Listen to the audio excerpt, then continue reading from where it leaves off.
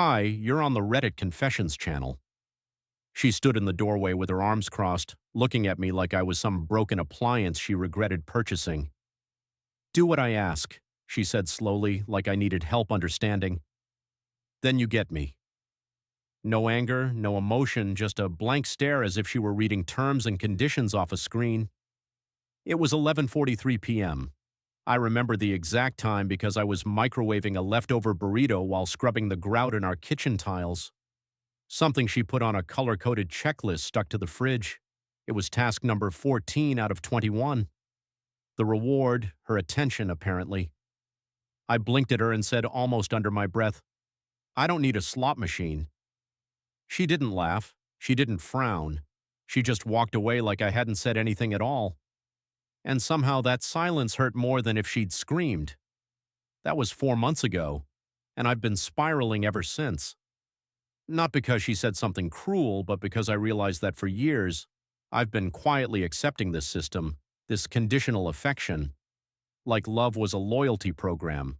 Wash the car, get a smile, make dinner, get a kiss on the cheek, pay the bills. Maybe, just maybe, I get a night where she doesn't turn away from me in bed. The truth is, I was terrified of saying no, terrified of being alone, terrified of what I'd find if I opened my eyes all the way. But after that night, something shifted. Little things started clicking together like puzzle pieces that had been scattered for years. The 3 locked folders on her laptop, her weekly yoga nights, even though she'd quit the studio 6 months earlier, her sudden obsession with privacy, her smile that no longer reached her eyes. I wanted to believe I was just imagining it. Then one Sunday, I walked past her phone on the kitchen counter. It buzzed with a message preview. Just one line, still on for Friday. Can't wait to see you again. She was in the shower, and I did nothing. I sat on the couch, opened my laptop, and ordered a 6-pack of air fresheners I didn't need because I didn't know what else to do with my hands. I was unraveling quietly internally, but not for long. Because what happened that Friday? It tore the roof off the illusion I'd been living under. Friday came with the kind of stillness that makes your stomach tighten even when nothing has technically happened yet. I couldn't eat. I couldn't work. I kept refreshing my email like maybe there'd be some magical reset, some sign that I was wrong, but I wasn't. I knew I wasn't. Mallory was different that day. She hummed in the kitchen while sipping her oat milk latte, dressed way too nicely for what she claimed was a quick Target run. Burgundy lipstick, perfume she only wore on birthdays, and those heel boots I didn't even know she still owned. I asked softly, Target? She smiled like I was the most pitiful man on earth and said, Yeah, I might stop by that plant shop too, the one by 5th. Then kissed the top of my head. I didn't flinch, but my heart did. At 6:07 p.m., the front door clicked shut and I just stood there in the hallway staring at it. Every bone in my body screamed to follow her to finally confront this slow-motion betrayal that had been unfolding like a quiet storm. But I didn't. I froze again. I went to the kitchen, turned on the kettle, then shut it off. My hands were shaking. I couldn't keep pretending this was normal. And then I remembered the text. Still on for Friday. I pulled up her laptop. She had changed the password. Of course she had. My stomach dropped, not because I couldn't get in, but because that meant she had something to hide, something recent and intentional. I sat back on the couch, heart thudding so loud it hurt. Then I did something I hadn't done in years. I called my brother. He's the exact opposite of me. Confident, opinionated, unapologetic. Wendell, he said the second he picked up, you sound like you've seen a ghost. I told him everything. The checklist marriage, the slot machine comment, the suspicious texts, the locked laptop. I braced for laughter. Instead, he said, You need to stop playing house with someone who's already moved out emotionally. Then he asked a question I wasn't ready for. Do you want the truth or your dignity first? Before I could answer, my phone buzzed. A photo from an unknown number. Mallory laughing, holding hands with someone I didn't recognize at a bar. The caption, Still on for Friday. My chest tightened. The world didn't crash. It just went silent. I didn't cry, I didn't scream. I just stared at the image, and for the first time I felt completely detached from the man in my own house. I had become an extra in my own life story, and I was so tired of being quiet about it. I stood up, looked around the house, our house, the one I paid for, the one she decorated like a magazine spread while making me feel like the mess in every corner. And then I opened the hall closet, pulled out the small cardboard box I'd kept untouched for years, labeled Wendell's stuff. Inside my birth certificate, a savings bond from my grandma, and a leather notebook I hadn't written in since the first year of our marriage. I took a pen and wrote one sentence. Tonight I'm done pretending. And just like that, the switch finally flipped. I didn't sleep that night. I just kept staring at that photo. Her smile wasn't fake. It was real. It was the kind of smile I hadn't seen in years, not once directed at me. And the man beside her, mid-30s maybe, tight shirt, sleeve tattoo, smug face like he knew she was taken and didn't care. Maybe that made it more exciting for both of them. I kept asking myself, was I really that easy to replace, or had I already been replaced long before I noticed? The next morning she came home like nothing happened. Hair messy in a way she never let me see it, sweatshirt that wasn't hers, and a coffee cup from a place across town, one I know she never liked. She looked surprised to see me sitting at the dining table. I said nothing, just stared. She gave me a quick, disinterested glance, muttered something about traffic, and walked upstairs. That was it. Not even a lie, just indifference. I don't know what I expected. A confession, a breakdown, some twisted justification about how we grew apart. No, she didn't owe me an explanation because in her mind I had already been demoted to background noise. And the worst part, I let it happen. But then that same afternoon I got a second message from the unknown number. This time it was a video. I didn't want to open it. I should have deleted it, but I did open it. And the second I hit play, I felt something twist inside me, so tight I could barely breathe. It was her sitting on some guy's lap in a booth, laughing, sipping wine. His hand was on her thigh under the table. She leaned in and whispered something in his ear. He nodded. She said clear as day, "He'll do whatever I say. I don't even have to lie. I just dangle myself like a prize. He never questions it." I paused the video. I couldn't watch the rest. I felt sick. I wasn't angry. No, not yet. I was humiliated. I was being mocked by the one person who once promised to love me, who told me she believed in growing together, and now she was out there bragging that I was easy to control like I was some puppy who wagged his tail for scraps. That night I didn't confront her. Instead, I began gathering. Not evidence, not revenge, just truth. I needed to see just how deep the betrayal went. I started by checking our shared bank account, which I hadn't touched in weeks. She had drained over $4,000 in the last month alone. Fancy dinners, rideshare apps, weekend getaways booked under her maiden name. I sat there, heart pounding, scrolling through charges she never mentioned. Not once. She wasn't even hiding it. Well, that's how little she thought of me. That's how far I'd fallen in her eyes. And just when I thought it couldn't get worse, I found the email. It was a confirmation from a moving company. Final pickup scheduled for next Tuesday. A storage unit address, a new zip code. She was already moving out. But here's the twist. It wasn't to live alone. It was under his name. She was moving in with the guy from the photo, and she hadn't even told me yet. The worst betrayals aren't loud. They don't come with screaming or broken dishes. They slip in quietly through the cracks you ignored for too long. That's how it felt when I saw the name on the lease agreement, Jordan Lane. I had never heard of him before, not once. But according to the paperwork Mallory had filed, she'd be moving into his condo in less than 5 days.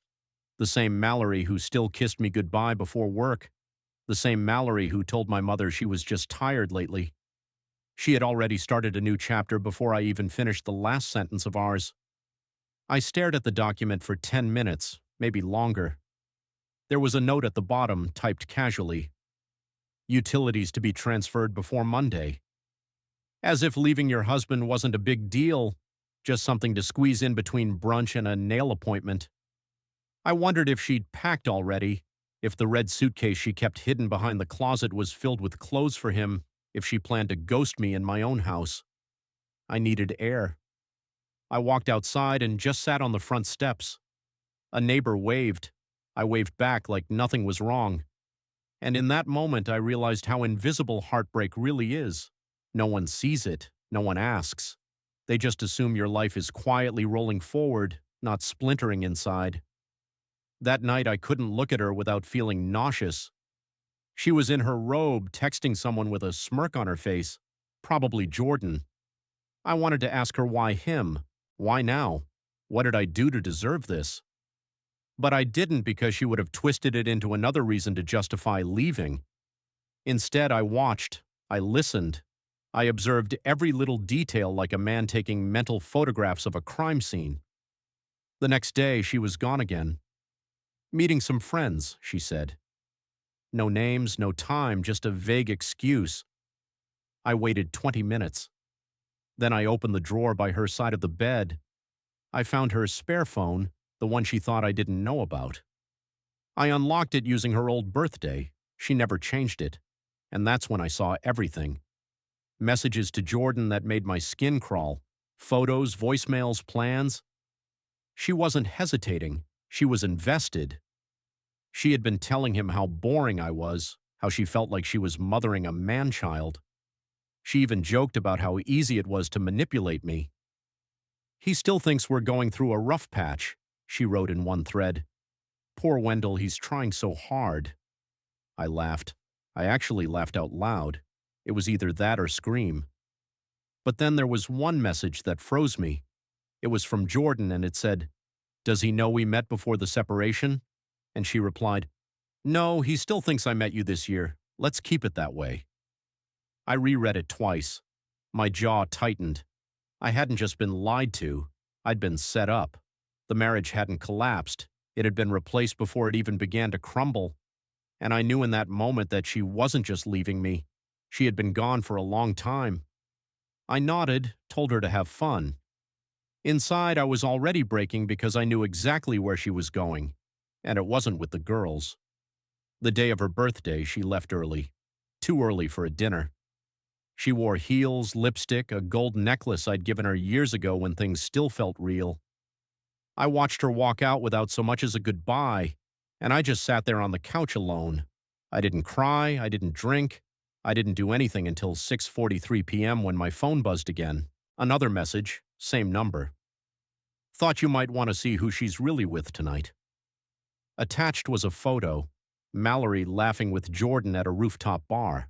They were toasting something. Maybe her freedom. Maybe the fact that I was still in the dark in her mind, but I wasn't anymore. I had been in the dark too long, and now I saw everything clearly. But what got me wasn't just the photo, it was the message beneath it. Ask her about the trip she took to Atlanta last spring. Atlanta. That word made my spine stiffen. She told me it was a work retreat.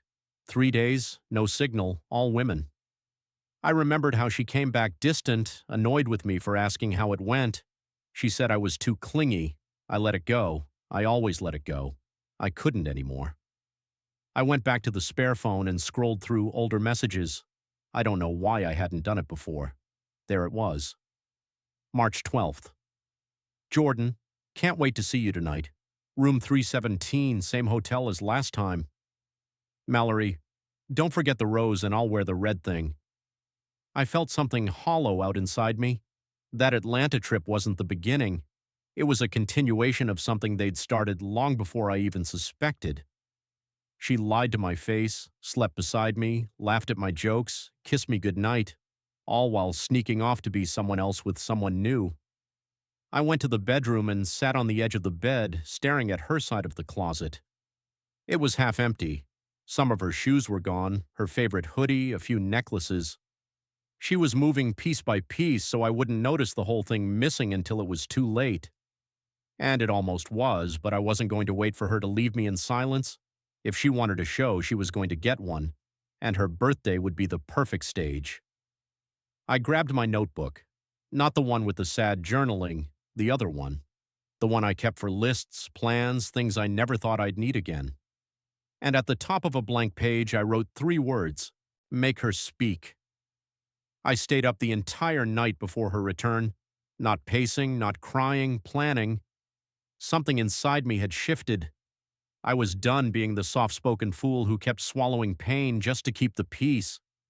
Mallory had taken too much for too long, my trust, my dignity, my voice, and I was finally going to take something back.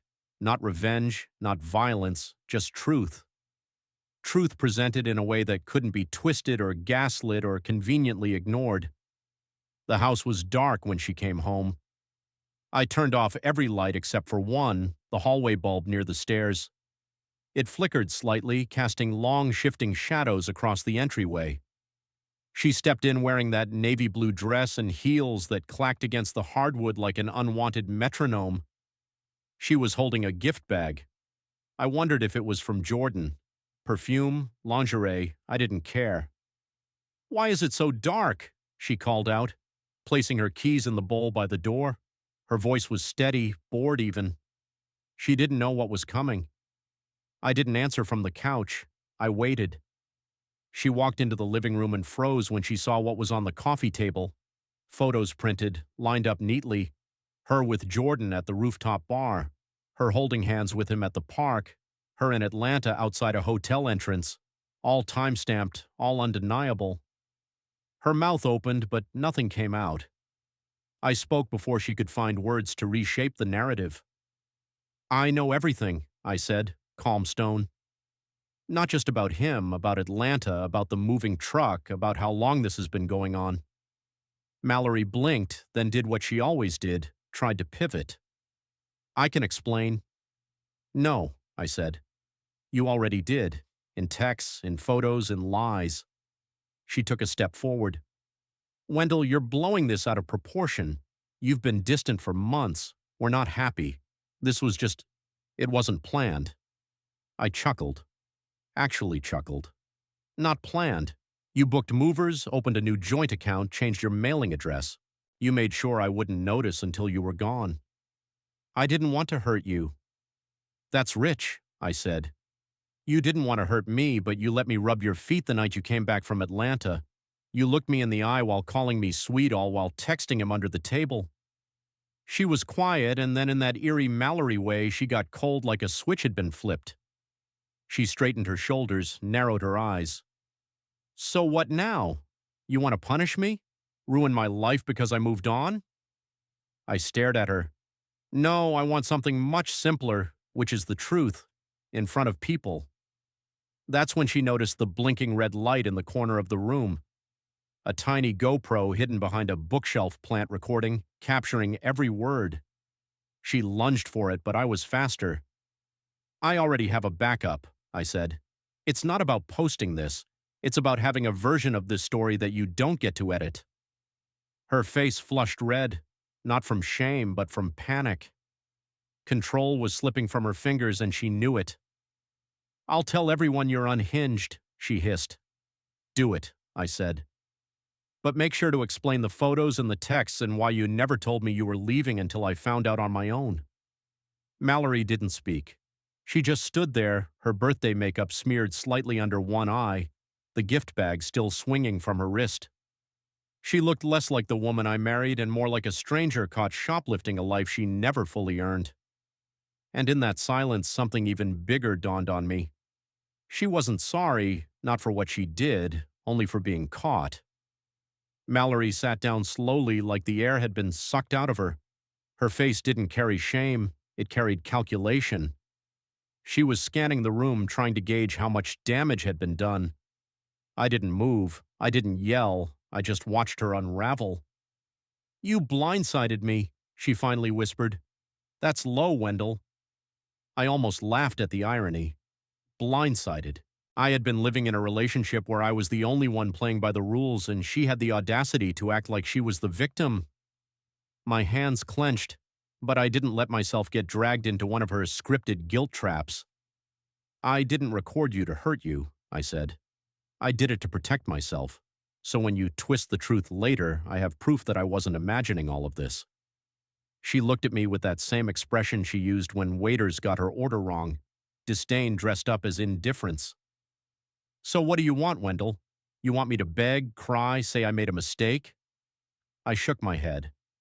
No, I just want honesty one time. That's it. No lies, no excuses, just the truth. Mallory rolled her eyes and leaned back. Fine. You want it? Here it is. Yes, I started talking to Jordan before Atlanta.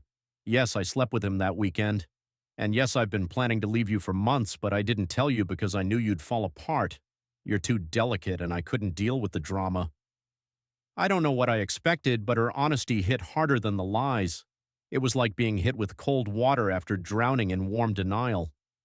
I stayed quiet. I needed her to finish.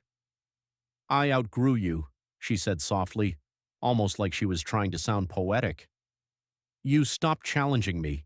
You became comfortable, predictable. I didn't want to be a caretaker for a man who never figured out what he wanted. I finally stood up, heart pounding but steady. And yet you stayed, took the house, the joint account, my time, my trust. You could have left. Mallory shrugged. It was easier this way. Easier. That one word shattered the last piece of me holding on to any memory of who we used to be. I wasn't heartbroken anymore. I was humiliated. But underneath that, something stronger was growing. Clarity. I nodded slowly, then handed her an envelope. Inside was a letter I'd written earlier that week. Not just a goodbye, but a notice. I was moving out. The lease on a small place across town was already signed. The utilities in my name. My essentials already packed in the trunk of my car. She had been planning her escape, but I had quietly planned mine, too. Her face fell. Wait, you're leaving? Yeah, I said. You made it clear you've already checked out. I'm just making it official. For the first time that night, she looked stunned. Not because she lost me, but because she didn't get to be the one who walked away first. Mallory never planned for me to leave. She planned to replace me quietly, neatly, without resistance. But I was done being the easy one. Mallory didn't speak for a long time after I told her I was leaving. She just stared at the envelope like it had insulted her. Maybe it did. Maybe it offended her that I wasn't falling apart, begging her to stay or chasing the ghost of the woman I married. That silence between us wasn't heavy anymore. It was empty, like two strangers waiting for an elevator on different floors of life.